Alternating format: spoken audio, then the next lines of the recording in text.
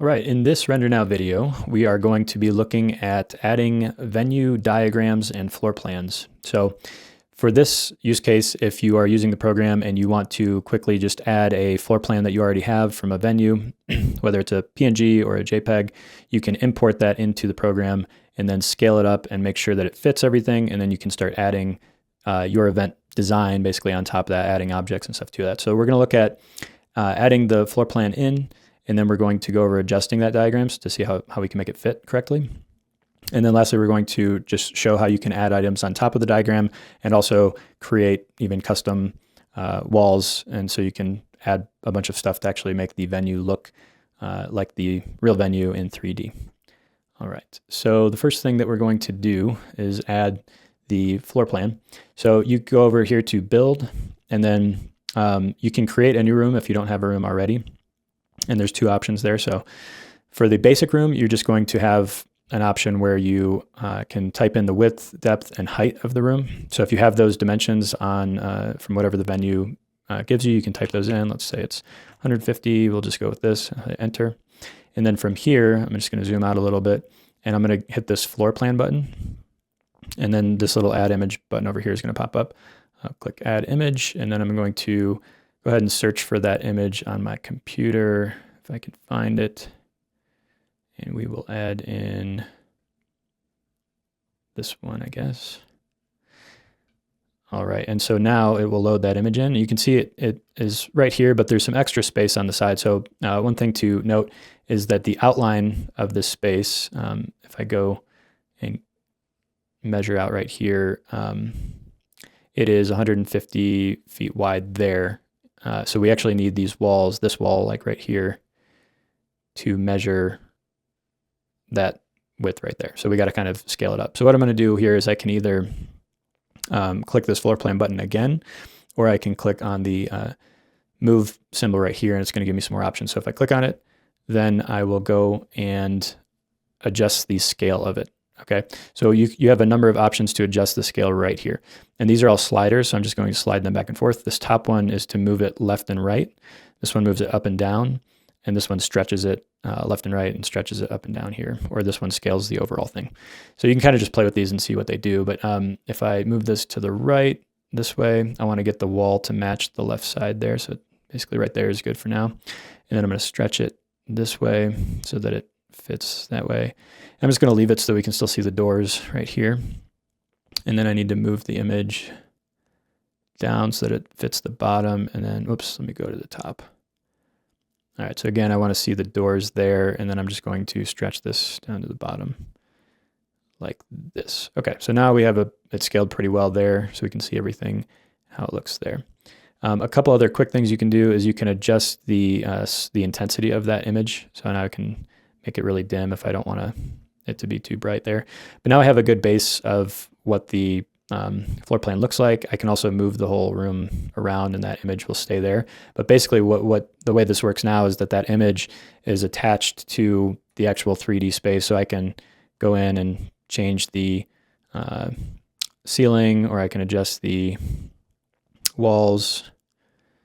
All right, and just one other note, if the image becomes unscaled or you need to re-upload the image for any reason, these numbers should stay there, and you can just hit enter again on all these numbers here, and it will rescale the image to be the exact size that you had already set before.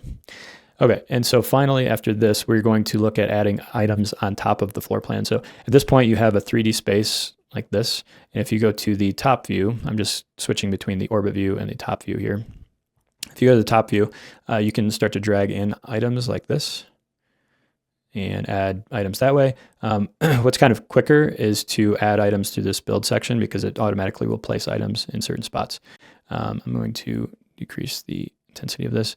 And another couple notes here is that the stage, if I add a stage here, it's going to automatically be placed kind of at the back wall of the room here. So it'll show up like right there, and then I can move it around if I want to.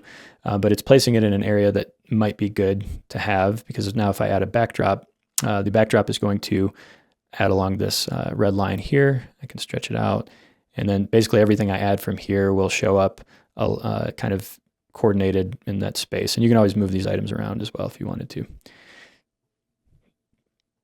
Okay, and then let's add some lighting real quick.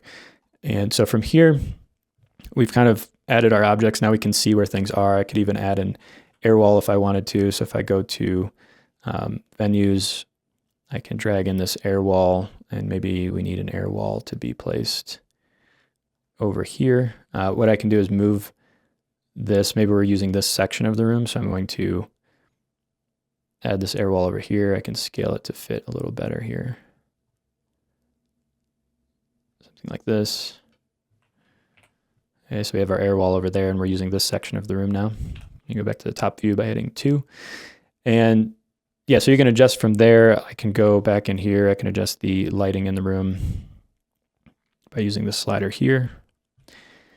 And lastly, we're going to look real quick at using a custom room, and this will allow you to actually really customize the space. So I'm going to go to New Room, and then I'm going to go to Custom Room. And at this point, it's going to ask me some more questions. So it's going to get some more details about the image I'm using. So it's going to ask for the pixel width, pixel height, and then what size the room is. So I'm going to say, or what size one of the walls is. You usually want to use the whatever wall is going to be the top wall back here. So I'm going to say 150 feet. And then I need to go look at the resolution of the image that I'm using. So the resolution is 1127 by 813. I'll hit enter, and then it'll ask me to find that image again. So I'm just going to find that same image I used before. All right, now that I have the image uploaded, I'm going to move the screen by holding my right mouse button to kind of drag it up a little bit here. And then it's going to say that it wants me to scale the image up or down so that the wall right here matches this red line here. So basically it's saying this is 150 feet right here. So we need, if this wall is 150 feet, we need that to match the size of this. So if I slide this scaler up and down, it's going to scale the whole image. And I'm going to move this up. And I'll just place it right there. And you can also move it left and right with this. Just as a note, we are updating this feature, so it will be different in the future on how you add an image like this and scale the image. It'll be a little bit easier to use, but right now, if you want to do it this way, you can definitely go ahead and do it this way. So if I hit enter now, it's going to ask me if I'm ready to start drawing walls. So at this point, I can actually click and start creating these walls separately. So I'm just going to speed through this and then show you kind of what you can do after this.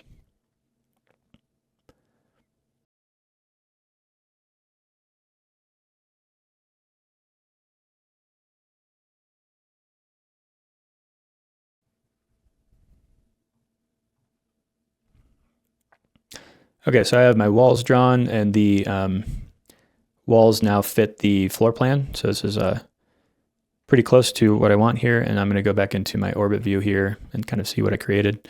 I can go ahead and remove this air wall.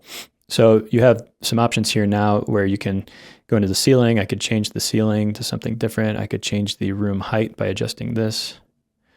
I could go into the floors, change the texture of the floor by uploading a different texture. I could change all the walls by selecting all the wall textures. I can add doors by just dragging in a door, and it will show me where it's going to go, and I can place it there, and then I can change the color to anything I want.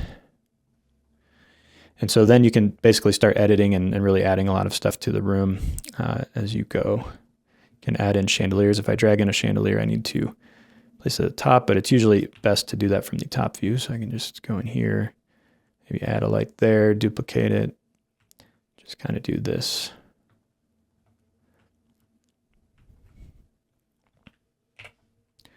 Also have my chandeliers. I can always move them, adjust them, scale them. Maybe I want them to be a little higher.